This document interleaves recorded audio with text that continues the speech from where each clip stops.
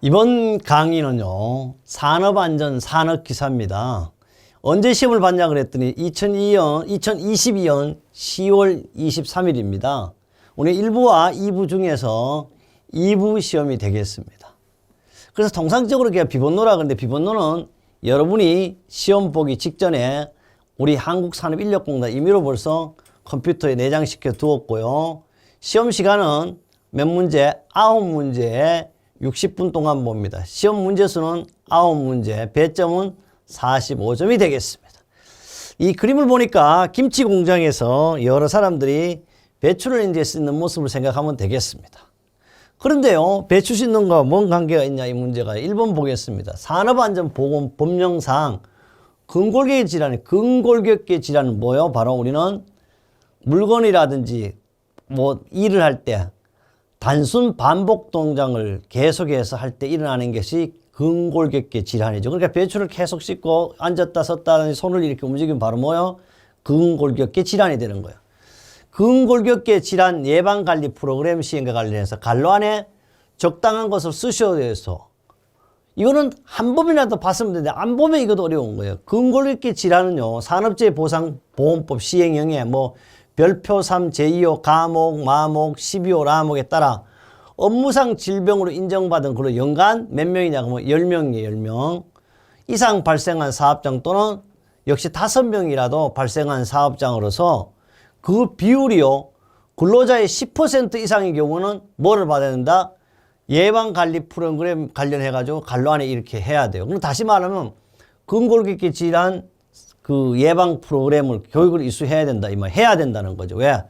연간 10명 이상이거나 그러니까 업무상 질병으로 인정받은 걸 연간 10명 이상 발생한 사람. 그럼 무조건 100명에 10명 하든지 50명에 10명이 되면 무조건 받아야 되는 거고 근골격계 질환 예방관리 프로그램을 시행해야 되고요. 또는 5명 이상이 발생한 사업장으로서 발생 비율이 그 사업장이 몇 %? 10%. 50명이라 그러면 10%는 얼마? 50 곱하기 10%니까 0.1 아닙니까? 그러면 5명만 돼도 받아야 된다. 이런 뜻입니다. 그래서 그러면 이렇게 쓰면 바로 뭐예요? 정말 이런 거는 한 번만 봤으면 쉽게 6점을 맞을 수 있는 그런 문제가 되겠습니다. 이번에 이제 여러분이 열정을 바치고 혼을 바치고 공부했으니까 틀림없이 이런 문제가 나오면 우리 6점, 그래 15, 10 하면 그냥 6점이 되는 겁니다.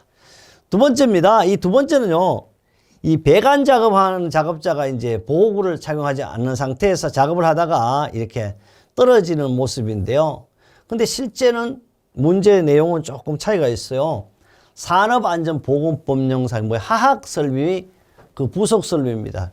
개조하거나 수리, 청소 등을 위하여 해당 설비, 그러니까 하학설비나 부속설비를 개조하거나 수리하거나 청소 등을 위하여 해당 설비를 분해하거나 해당 설비 내부에서 작업을 하는 경우에 준수할 사항 두 가지면서 이건 뭐냐 하면 산업안전보건기준에 관한 278조 바로 개조 수리에 대한 내용이 있어요. 역시 1번이나 2번이나 동영상이나 그림이나 또는 사진은 참고만 할 것이지 거기에서 계속 볼 필요는 없다. 이 내용은 바로 여기 있으니까요. 이건 어떻게 해야 되냐 하면 반드시 내부에서 작업할 경우 우리는 준수할 사항은요, 작업 책임자를 정하여 해당 작업을 지휘하도록 해야 됩니다. 그 다음 두 번째, 작업 장소의 위험물 등이 누출되거나 고온의 수증기에 새어나오지 않도록 해야 되고요. 그 다음 작업장 및 그 주변의 인화성이나 액체적이나 인화성 가스 농도를 수시로 측정해야 하는 것이 바로 우리 해당 화학설비 내부에서 작업할 경우에 준수사항입니다.